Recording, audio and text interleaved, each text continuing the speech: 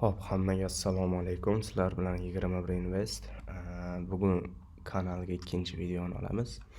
Videomiz mavzusi 90% traderlarni xatosiga yechim bo'ladigan, sizni foydaga olib chiqadigan top 5 maslahatlarim. O'zim boshimdan o'tgan, o'zim yozib chiqqanman. Shu 1 yildan beri forex sohasida bo'lsam, hammasi boshimdan o'tib, hammasiga yechim topib, hozirda foydaga chiqqan treyderman.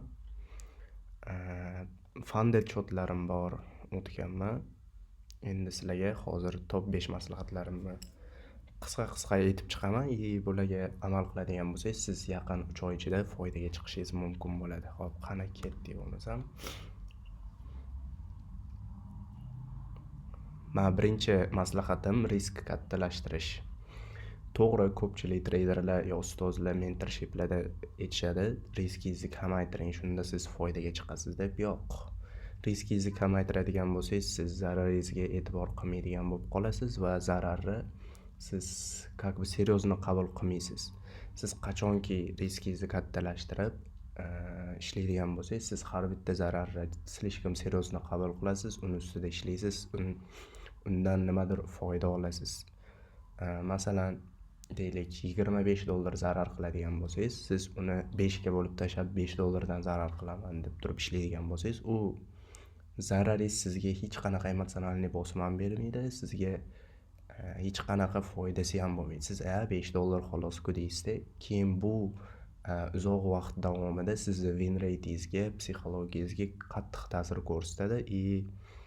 Qarabsizki, siz juda haligi katta minusga kirib ketasiz, minus bo'lib turib, siz buni yaxshilab qayoqdan sababi nima bilmaysiz, qiziqmaysiz, siz prosta ishlayverasiz. Kam minus qildim deb.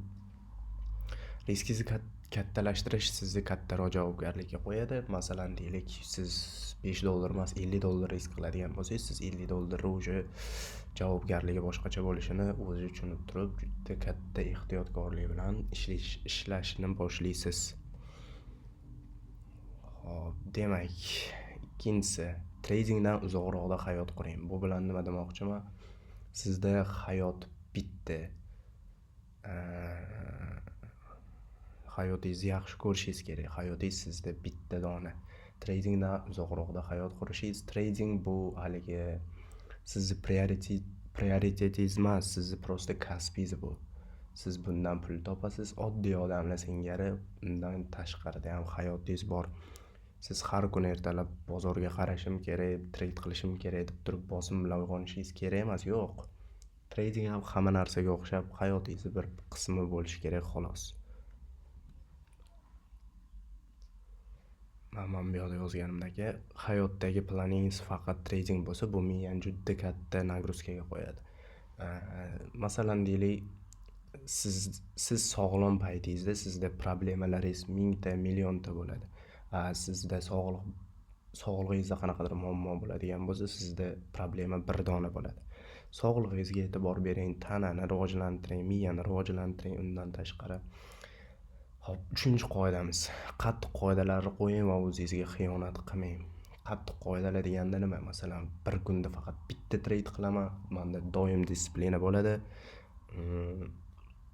Men doim, masalan, deylik, imенно bir xil setupim chiqmaguncha, menga bir bozor confirmation bermagunicha kirmayman deb bir qoida qo'yasiz. Qoidalaringizga rioya qilmasangiz, bozordan pul topganingiz bilan ham ichingizdan bilib turasiz, u pulni ilm ishlatib, kallani ishlatib topmadingiz. Siz uni bozorda bir marta, ikki marta o'xshab qoldi, bozor qaytarib oladi u pulni. Shunga o'ziga xiyonat qilgan odam hech qayerda ko'karmaydi.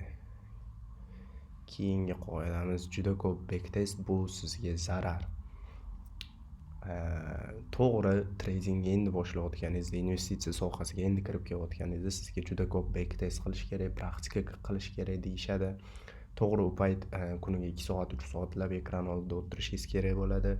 Lekin bozorda kamida 1 yil vaqtingizni ketkazib, optik bo'lganingizdan keyin sizga juda ko'p backtest sizni miyangizga nagruzka beradi. Chunki 50 xil strategiyalarni qilib ko'rgingiz keladi, 50 xil entrylarni qilib ko'rgisi keladi. Mana bu yoqda nima bo'lgan. Sizda haligi nima desamki, sizda son emas, sizda sifat muhim bo'lishi kerak.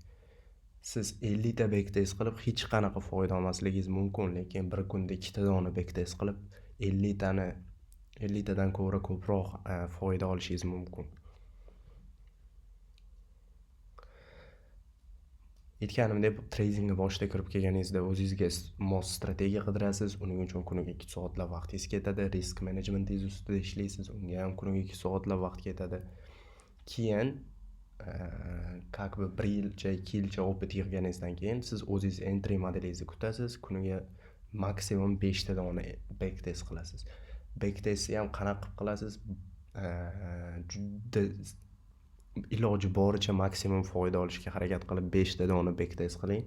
Bu 5 ta dona backtestingiz bir haftaning ichida 35 ta backtest bo'ladi. Hammasidan 1% dan anaqa yaxshi bo'lib ketadigan bo'lsangiz, hammasidan o'sha haftaning oxiriga siz 35% win ratingizni ko'paytirib olishingiz ham mumkin.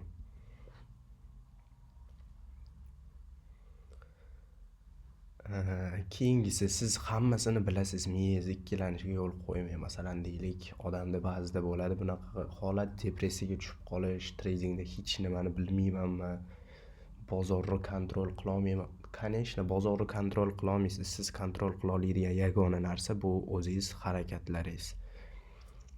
Unda ham qanaqa kontrol qilasiz? Siz har bitta yo'qotishdan keyin qayta olishingiz kontrol, siz risk menejmentingizni kontrol qilishingiz bu siz uchun katta plussingiz, siz qila oladigan yagona narsangiz. Siz bitta strategiyangiz minus qiladigan bo'lsa, sirazu boshqa strategiyaga sakrab o'tib ketib qolmang.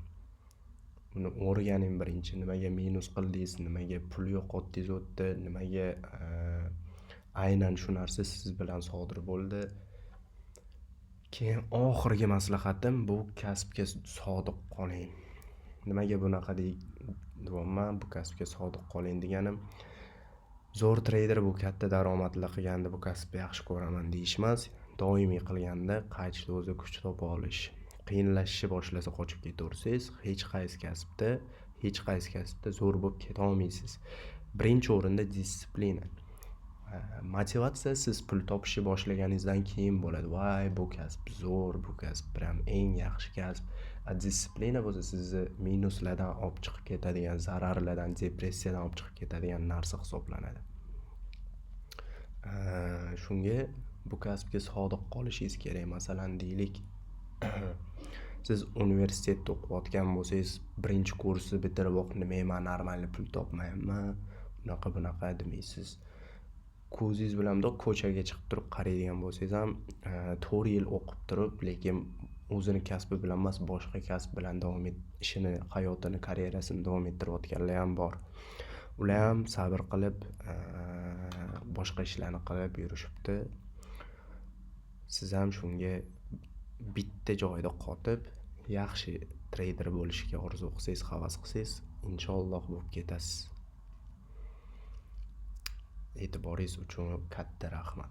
Xo'p, sizlarga yana bitta reklama emas, maslahatim. Men bu kanalda tradingdan ma'no ko'pchilik bilmaydigan asos degan videoim bor.